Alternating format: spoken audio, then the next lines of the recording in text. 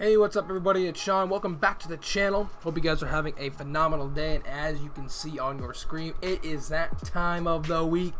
Once again, it is time for the League of Weekends. We have yet to play any of our games because we have to show you guys our team. Now, I say this every week. Abilities, they change. And abilities are a big part of this game. And also, I apologize if you hear that fan noise in the back. That is my fan. It is hot as hell in here because my Xbox is literally a space heater. So it feels really good with that fan, but I know it's probably really annoying to you guys. But anyways, abilities, they're pretty big in this game, right? We all know abilities run Madden. Well, we've changed our abilities around a ton over the last few weekend leagues, and it's no different here this weekend. Things changed a ton. So without further ado, let's show you guys the line up. We are now up to an 89 overall. As you can see on offense, we have a few new faces.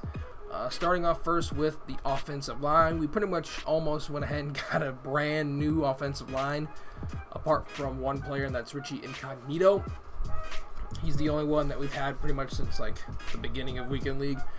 Pretty much everyone else on here is new. We picked up Joe Thomas. He was pretty cheap.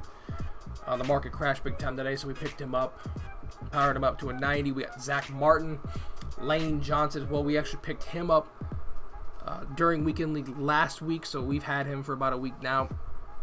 And then as you can see, we have full Kevin Mawai. Now, I'm not going to spoil how I got Kevin Mawai, but we have him on the team, and as you can see, he is the only one of our offensive linemen that has abilities. Now, he has 3 abilities, well, 2 abilities, but 3 ability points active just on him alone.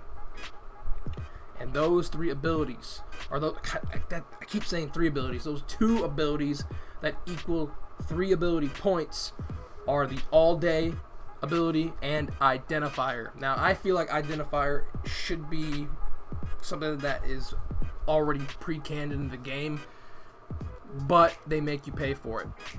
They make you pay to see which player which player your opponent is using, which is absolutely huge, an absolutely huge tell pre-snap, because it can make the difference for what play call you put on the field. That's how big, that's how big understanding and knowing which player your opponent is going to use her. And now we have the ability, with the identifier ability, to see that. And plus, all day gives him better protection against frequent shed attempts.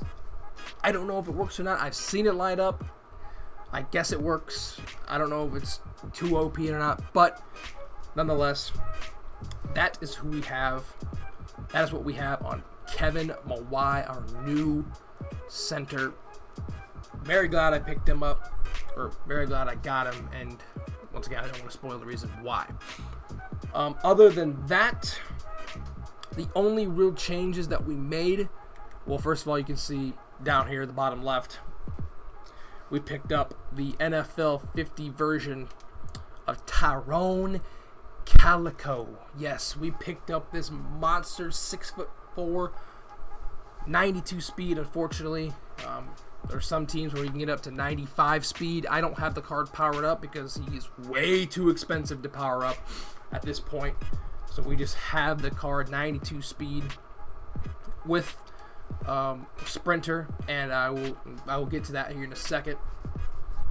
Other than that, we still have escape artist on Michael Vick. We still are using backfield master on Christian McCaffrey and tight end apprentice on Jermichael Finley. And then our last ability is deep out elite on Brandon Cooks. So that is pretty much the offense. Of course, we still have Dawson Knox. We still have Andre Johnson. Tyreek Hill, unfortunately, is no longer going to be playing, or he's no longer going to be starting. He's still going to be on the team, though. He had a great run, but I feel like he's starting to get a little bit dated. And I feel like Brandon Cooks and Tyrone Calico are going to do well for me, I hope. help. So, I mentioned the word sprinter. Now, what sprinter does in this game, it's a physical ability, or physical chemistry, actually, that can help increase speed. So, as you can see, we have 18 out of 40. 40 is the maximum number that you can get to get all these boosts. So we have now, since we have tiers 1 and 2, we're able to get +1 speed to everyone that has the sprinter chemistry. And on my team, pretty much all my skill position players have sprinter. Jermichael Finley, Dawson Knox, Brandon Cooks, Tyreek, Mike Vick. I'm probably going to put it on Lamar because we're probably going to be using Lamar now a little bit more in the offense to come. McCaffrey, Tyrone Calico, and that's about it. We only have about 7 players on offense. 1, 2, 3, 4, 5, 6. Yeah, 7 players on offense with sprinter. The other 11 are on defense. So that is pretty much it for the offense. Some decent changes made. I'm hoping that they're going to be very positive changes. So yeah. Moving right along then to the defense. We made some huge changes to the defense. Of course, the bench press ability has pretty much effectively been destroyed. It has been completely nerfed. It has been it's dead. To say the least, it's dead. I'm going to exit the screen here real quick. Let me go back to the actual lineup. But yeah, that's what we had all last weekend was bench press. And I think that's what a majority of the community had. They raised the ability point number on it. Now today they released a patch where it's pretty much not going to be effective anymore. So we had that in our back of our mind, and we had to ultimately completely retool our defense when it comes to abilities. So abilities galore. Pretty much all but one player on my field is gonna have abilities. All but one. All but one's gonna have abilities. So let's start off first with the defensive line. I almost said offensive line. With the D line, players, nothing has changed. Still have Porcher, Glover, Justin Smith, and Charles Johnson. Now we have an ability on Leroy Glover. And this is something that I've been seeing that's kind of been gaining some popularity. I'm not sure if it's an actual thing or not. But on 3 of our defensive linemen, so on Mr. Leroy Glover, if I can actually, there we go.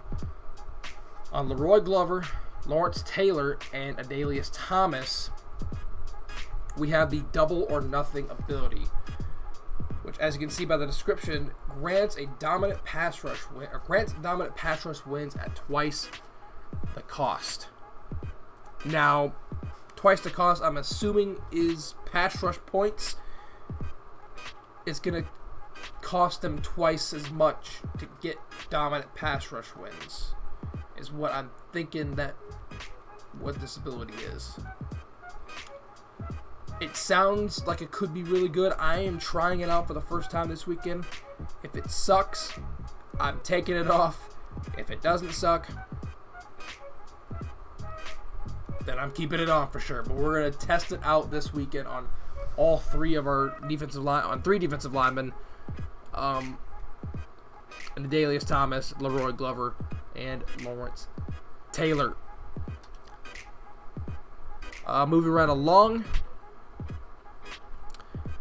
We actually, once again, with the bench press ability pretty much getting nerfed, we pretty much turned all of our cornerbacks, and we have Acrobat on them. We have Acrobat on Dre Bly, on Denzel Ward. We picked up Stephon Gilmore. He is a new addition to the team. He is going to be playing my slot cornerback. He is slow as piss, but he's got good coverage stats. Troy Vincent actually doesn't really even see the field much anymore for me. It's because I think he's outdated. And of course we still have Deion Sanders, who has Acrobat as well. Still have Isaiah Simmons. We're going to be using him with Acrobat.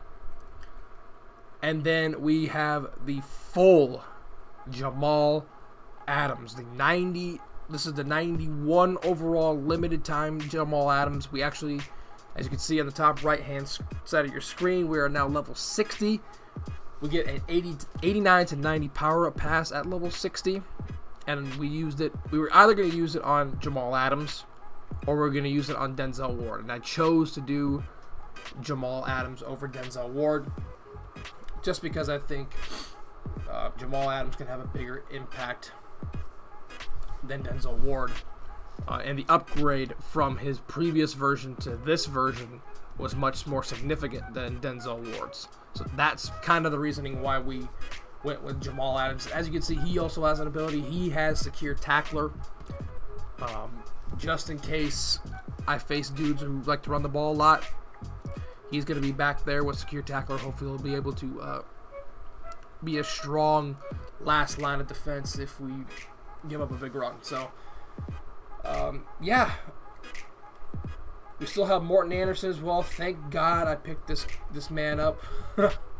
Thank God we have Morton Anderson. We picked him up about midway through last weekend, and we put the focus kicker ability on him, which gives him a much slower kick meter, which is glitchy, and it really helps as well.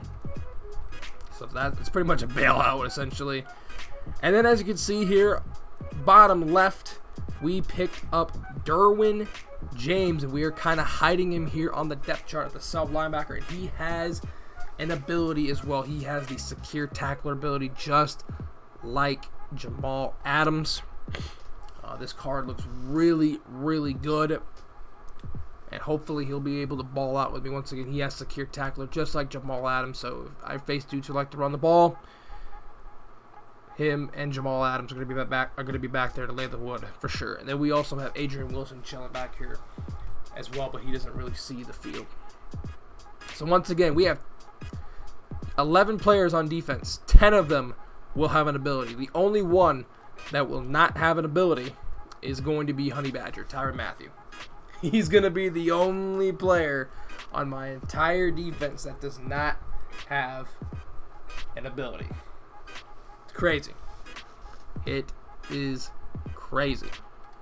Let's see. We are rocking the Tampa Bay Buccaneers on the offense and the 4-6 on defense, in case any of you guys are wondering what playbook I run. Those are the playbooks that we rock with. So yeah, that's pretty much gonna be doing it here.